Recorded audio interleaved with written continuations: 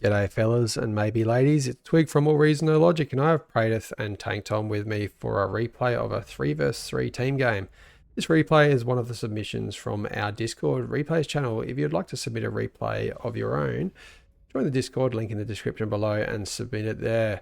Preferably with a couple words explaining what happened in that game. Let's get to this one. We have one of the best players in the world against a moderately experienced team. It's Regeki. Is he going to triumph or are we going to see some heartbreak? And interesting you say Heartbreak because you're joining us on Heartbreak Hill, which is quite an interesting map for both small scale games and a medium scale like this one. A lot of mechs is spread out over the map at 1.7 and it's essentially a diagonally symmetrical map. So you're going to have equal opportunities from both sides, divided into a top lane, a bottom lane, and a very versatile middle section. Good opportunity to go for vehicles in the top and bots through the middle, though if you are vehicles, you're going to have a bit of trouble transitioning and getting offensive through that middle section and helping your allies. So we'll see what they do. And as a quick look, we're seeing from the blue team, 1 vehicle start and 2 bots, whereas from the red team, we're seeing triple bot start. So we'll see exactly if that one set of vehicles is enough to tip the balance. Is everyone Cortex in this? I haven't seen an Armada. Oh no, Regeki's Armada. And Green's an Armada as well. 2 Armada, 2 Cortex. Bit blind today, are we, Twig? Long day at work? Green and blue are Armada. There we go, it's 50-50. Ignore me. Ignore me. We've been playing We're just so going to put much Twig in his recently. box in the corner and we'll continue on from here. Playing so much recently that all of the factions fall into one. I'm surprised we don't have a legion going on. Looking around. One of the things. Sorry. No, you're looking at the area I was, which is the bottom lane. Looking around at experience though, we've got our Regeki paired up with 19 OS and a 9 OS, quite low skill. Whereas on the blue team, we have 2 moderately skilled players, 24 and 21, and then Ollie, the submitter of this replay from the AllReasonNoLogic Discord channel, coming in at 13, but he definitely shows us he probably deserves a little bit of a higher OS. I think not playing too many ranked games. One of the things, a bit of a theme for some of our Discord members is that they've played some games but haven't been playing competitively for a while now. Looking at Regeki, considering that he is the star of this map, we're seeing ticks coming out of him after a reasonably heavy economy start. These ticks have all been spread out to get as much scouting information as possible. And hopefully we'll see some good micro coming out of him, already finding a builder and shutting it down, breaking the build order, and then not overly committing it to it. He's sending another tick on a fight command. One going into the top green base. If you click on that, you can actually see that its build path, its movement path is a fight command to each of the different mexes, so it should actually pick off quite a lot as it runs through. I think that's where we see a lot of people upskill in OS is when they remember to do those fight commands. You see a lot of scouts and whatnot go into bases and then do what's happening here. Nothing happens after that. But also the one that is in the green base, it was actually on a move command, and as soon as it saw something, Regeki's vision snapped over here. He grabbed it and changed it to a fight command. So there's an element of just using the right commands, but also taking control of the units and using your map awareness. One of the key things at this stage of the game, because there's not a whole lot of fighting going on, as soon as you hear anything shooting, then good chance there's that whatever scouting has found something. Time to have a good on snap over, sending a couple extra ticks in through just to check out what else is going on and to keep tabs on the enemy. One of the biggest differences in this match is the blue in the bottom lane and the yellow. One going bots, one going vehicles. You can actually see how much slower the vehicle start is, only just now getting a couple of units out, having to pay extra for the lab, having to pay extra for the builder, which has allowed yellow to get in good position up the front. And we didn't capture it, but the yellow player did build a bunch of units I could see on the mini map on the top left that didn't utilize them, didn't push that advantage that bots gives you at the start of getting more units out, draining that medal down to 0 within the first couple of minutes of the game by punching out probably about 10 of these grunts. But you got to use them if you're going to build them. Small engagement going on between red and green, but Regeki has pulled his units back, seeing that there isn't enough of an advantage to push in, not wanting to lose those units. Dropping back down to the blue and yellow lane, we are seeing a com detonation, some sacrifice. I am surprised, given that the yellow player decided to self-destruct, that he didn't pull his units out of that explosion range, giving advantage. And you can see both players now sending in res and construction bots. But because of the speed of the blitz, I think that the yellow team might get there in time to clean. Oh, they've each got one. They've res one. Nicely done by the yellow team. Regeki quickly bringing down some units to make sure that the 2,000 plus medal goes to this team. Reclaim, one of the most critical aspects, particularly this early on, though there's so much of it available late game. It's just as critical there too. That's some juicy metal, and you can see that the yellow-red team have completely maxed out on metal down in that bottom right there. And at this stage, I'd still be reclaiming just to prevent the blue team from being able to reclaim that, even if you overflow. One of the things that the yellow player definitely needs is some build power. Definitely got the wind to support it, but is currently only cranking out units at an incredibly slow rate, and this is something that the blue player is not having the same problem with. Gonna have plenty of build power to get those tanks out. You can see, despite maybe the bit of advantage that we're seeing out of the red and yellow team, the metal advantage is still in the favour of the blue team by just making sure that they're capturing all the mixes they can and converting all their energy that they can. Bit of a standoff up in the top lane. Ollie fell a little bit behind because of that early harass, and is now just holding in a turret line against the orange player. And considering the orange player is OS9, this is the sort of thing you'd expect to see, just playing very defensively. When One you thing that is have worth getting into the habit of when you end up in these situations, because there is that alternate path rather than just having your top lane, they can come through on that bottom side. It's often worth sending a unit or two just to scout, because it's not uncommon that the front gets heavily defended, and then behind that is relatively open. even just looking at Harry Poppins' view there, you can essentially see what Ollie's got in the front line, and with that amount of LLTs and knowing that he's up against grunts, he could actually just take that entire thug army that he's got on the front line now and just commit to going down and hoping that there's a clear run, because that is enough LLTs to take out that many grunts. Thankfully, though, grabbing those mexes, probably should have grabbed those a little bit earlier, but a little bit extra metal coming into the team. Does look like Regeki's got considerable control of the middle ground, pushes his comm forward into an LLT, but no major damage there, protecting it with his body while he puts a second one up. Not very many units, just some protecting the pass and trying to help out with the versus vehicles up in the top section. Takes out a builder, which is very, very good. And another resbot falls for the yellow player with, I think it was 1200 metal on the bottom lane. You want to get out a few resbots, they'll pay for themselves very quickly. It's good to see the build power coming for the yellow player now. Only a couple of seconds to get any of that out, so definitely well worth it.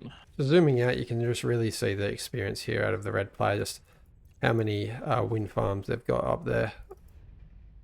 71, and we're 8 minutes in. 71 wind turbines compared to the next biggest would probably be the green player. One of the ways, 27. one of the reasons this has been possible is because look at the amount of map control Regeki has compared to how many units he has. He's been using his units mostly to assist the bottom lane and just scaring off the green player, using his comm to gain good position. He hasn't even grabbed all the mexes on his end, but he's just been doing this with a bare minimum of units and just getting that eco out. He's already got T2 and T2 eco starting, which I think is a far cry from the rest of the game. With 32 metal income per second, why wouldn't you as well? Exactly. The top lane is essentially crashed into each other to no effect. The rocket bots, though, going to slowly whittle down these towers, having greater range. If you're going to do this much investment in tower defense, definitely throw a twin guard or two into the mix, just so that you can deal with the rocket bots. Not both lasers won't be able to hit them, but the taller laser will. Run by of green pawns coming through from Fubar into Regeki's base, and just getting those hounds up in time, and you can see that Regeki's quickly switched those hounds to Gauss mode, meaning that they will, one of them at least anyway. But the perfect response, the welder. Such a great unit, the welder. With that chain effect that the lightning comes out of its hand and spreads between the units, jumps from one to the next, and then the sprinters also coming out to get to the defense of this wind farm in time. I think we might still see some damage. Fantastic, fantastic unit choice though. Understanding, not trying to get that second welder, and getting just those few extra sprinters into place. And because of the way the wind is spread out, yes, there's some damage being done, but there's no chain, there's no massive chain reactions. He manages to eat one of those grunts. Sorry, one of those pawns. And so all in all, this raid killed 4 mexes, a couple of units, and I think it was about 16 wind. It's pretty good for a raid, but considering the position that that Regeki's in, with 1,000 energy income and 40 metal income, it's only a drop in the bucket. And we've got another run by on the south, but I don't think this one's going to have much effect now that we've got those sprinters out. I'll just slowly pick away, especially because there's not a surround. Regeki has the units to deal with this time round. Sprinters are actually very good at cleaning them up. They do take a lot of damage, a couple of them falling, but they got into place in time and they managed to close that gap, which is what you need from them. And now Regeki's going to be able to pump out T2. Just needs to get something back out there to build those mexes, though he's using his bots to reclaim the metal from the attack, so not overly much lost for him. Bunch of thugs pushing on the south lane towards these whistlers. The thugs are going to struggle to catch up with them, but they take a lot of hits from whistlers before they go down. A good pull with the blitzers to distract those thugs, not knowing that yellow's got nothing behind that line. They probably could have kept on marching through rather than going down to support the middle. But at the end of the day, if they give those whistlers more time to fight at maximum range, then it's completely worth it. Though these are being moved on a move command or fight command. Up to the top lane, and Regeki's commander just went in for some D guns against these rocket bots. I mean, he does have OS 45, but rocket bots don't need that much. Well, these aggravators, yeah, aggravators do not need much micro against the commander. They just need to be set onto a fight command and spread out in a line, and the commander might D-gun 1 or 2 at a time at best. They're not like grouped up pawns and grunts. They've got the range. Regeki feeling confident though. This could also be just pulling that aggro, because they're now not holding that top line. Not that there's any units there to make the most of it, but this would be the perfect opportunity if Orange did have some units to run them probably hard up against the wall or something, rather than trying to fight all of the LLTs. I mean, pick a spot and punch through. I'm hoping that Ollie just pushes here, knowing that there's no aggression coming out of Orange. Yeah, micro correctly. We could see a lot of damage here. But being distracted by the comm, which I think is what Regeki wants, because Regeki is currently sending his T2 towards the green base. Is he microing both at the same time? Of course he is. So most of the attack on the green base is being done with a fight command. A huge amount of the micro is just coming down to the commander, just standing still invisible, taking minimal hits and trying to dodge the rockets when they get too close. Down to 25% though. A few good hits. Each one of them doing about 3%. Are we going to see a comm go? Or is in trouble? There's 2. 9%. The thing is, even if you lose a comm, what does that net you? Because there's still 2 comms for each side, so it doesn't end the game.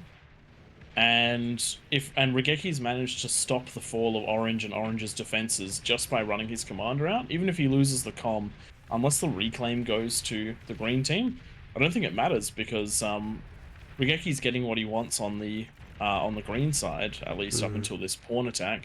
He's just been harassing and pushing in, and he's building up on his eco. Though nice pull on these pawns. Probably knowing that the commander's being microed and the hounds didn't get microed for a short amount of time. Good timing with taking out 4 of those hounds. The reason the hounds didn't make it into the base for Regeki, coming up from that southern side from blue. manages to take out his conversion, and it's a great timing for it too, because it did pull the attention away from the front line, which allowed green to clean up with the pawns. I missed that. You gotta speak louder. But the yellow side is getting mostly cleaned up as well. The vehicle is just too much for the inexperienced yellow player to deal with.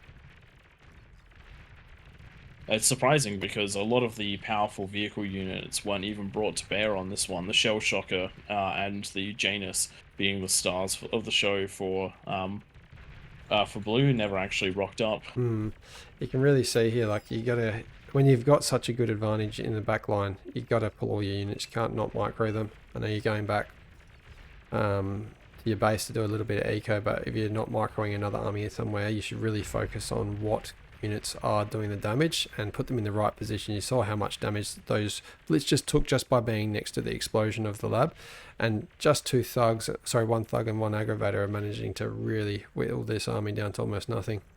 Green's managed to get units around the front lines. Gonna take out a constructor here. And Regeki really not with many units, but just about to have a fusion up online. So I think once this is up, it's going to be very hard to win. This is the point that the blue team and the teal team need to really push and try and get that damage in. Green's doing a good job of getting the reclaim off the front.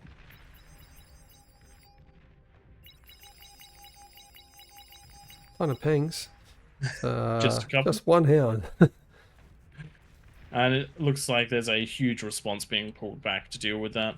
Regeki, currently not much to not much. You can't use that positioning error, but the hound survives. Now it's gone. Unfortunately, the blue player has all these blitzers down on the south of the map. We've got 20 there. That is actually easy enough to just push your advantage and go straight through and take out a lot of the eco there. I don't think even... Yeah, the welders wouldn't get there in time. There isn't much tower defense, just a few LLTs. You really do have to pick your moment and push when you can, especially if you know that the corridor you are heading through is clear, because Sylvan was already in the base very recently. Even if there's a couple of defenses that have come up at this stage, there shouldn't be enough to stop 20 blitzers. Might be enough to kill them overall, but not before they do the damage. We're seeing a command into the base one at a time, but we have 20 blitzers here sitting here doing nothing. If you're just worried about your lane, that's the difference between you staying at your current OS or going up by about 5 OS if you use your army. One of the things that I wanted to comment on that, Alexi's been in a standoff with the orange player almost this entire game, so they really haven't had much of an effect on the rest of the game. He did pull out of there to chase Regeki's comm. But again, I question just how necessary that was, because killing the comm didn't really get them anything. He's doing a great job now pushing with tier 2, but if you've set up such a defensive bastion, if both teams have set up such a defensive bastion, there's so much money spent on LLTs that it's very unlikely that that's going to fall. So you may as well put your units towards better use and tip the balance in another lane. If someone's being too defensive, you have the opportunity to essentially gang up on another player. We got any T2? We've just got T2 lab coming up now for the green player. Ollie's obviously T2 with those Sheldons on the front line. I would love to see them fight commanded though. They're just defending a central position, and if you're not even reclaiming the medal, Ollie, I'm sure you'll watch this replay. Just make sure you get that medal into your team, even if you don't need it. Your team needs it. I'd always prioritize reclaiming over building an LLT, especially past the first part of the game where the LLT's lost its use. It's definitely a very, very important point here. The LLT has lost its use because orange is not a threat. You are able to push them back with T2, which means they're not a threat, with a very small amount of T2. Does look like we had some hounds. Yep. And the biggest threat in the game currently is red. Red has tier 2 units, which means that LLTs will the blue blitzers have just pushed through finally, and you can see that amount of time that was given. The LLT crowd. Yeah, there was one LLT, and now there's 10 and obviously plenty of units out on the field. So that army's been essentially traded for no benefit compared to using it when it was there with nothing against it. If you've got an army there sitting nothing after using winning a lane, you by default know that if nothing comes for you in the next like 30 seconds, that means no one's helping from another lane because they don't have the units, and that's exactly what happened. So unless you have resistance, push. If you're going to have an army, it might as well be shooting at something. Exactly. You either want it defending something critical, or you want it to be off doing something. I'm just loving that Easy Bean has got 1 unit left and he's about to snipe a lab with it. I just got healed when it was down to 2%. Oh dear. But it looks like we've got an air wing coming in that's about to make Alexi have a bad day. And while that's happening, the welders have come up from the side to deal with the Sheldons. They spent too long trying to make their way over to Orange. Eradicator going up very quickly. Good reaction out of Ollie, but just a little bit too late. And that T2 lab going down with just 1 pass. But these bombers should get taken down in a couple more passes if they're not taken to another base. The Eradicator, quite a good anti-air unit for T1. Does look like he's going for another pass, just acknowledging that these are going to be dead, making sure he clears out all of the power. Taking the last 4 out of there and then throwing them onto Green's base, where he, going to the player view, you can already see that the wind's been scouted. Yep, and a chainsaw's coming up. Chainsaw, very strong defense, but I do think a couple of these will get their bombs off. Yep, they do. And there's just enough to destroy a large chunk of the wind field and most of the conversion. I like that the yellow player has been given the welders just to micro. Well, needed power though. It's probably just from the overflow. Unfortunately, they are fighting into those LLTs, but without power, not really getting much done. Well, they still will work just because of the great overflow throughout the team. You can see down the bottom. No, sorry, the LLTs, they're not shooting. Oh, sorry, the LLTs. I was thinking the welders aren't shooting. So not a bad pull. My mistake. Do like the split Cs from the last 4 welders though. Investigating what's what around the north lane. And now, bit of a cleanup on the south, but there's too many gunships coming through, taking out the armies. Nicely done by Regeki, of course, to see that there's probably too much AA in the back line, but building those gunships just to take any threats of armies coming through the middle of the map. And this is the March of Death from, well, how many is that? 17 welders coming through. At this point, having wiped the ecos, they know that there's not going to be many units coming out from any of the labs that are left now. One of the things that Regeki's doing to ensure that they don't get back into the game is, despite the slow walk of the welders, the ticks are getting in and around. They're cutting off areas where they could get back into mexes, and they're getting into the back line, and it looks like that is GG out of the blue team.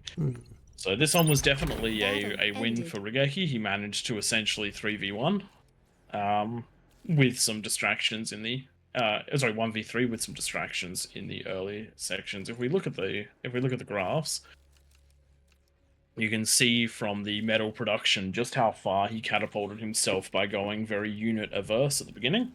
And then similarly with the energy, just absolutely leagues above everyone else. And the more you get in that early section, provided that you're not detrimental to your team, the harder you can accelerate as the game goes through, because you just have more. Quick look at the damage dealt graphs. It's actually pretty even for most of the players except for Orange right up until the 17-minute mark.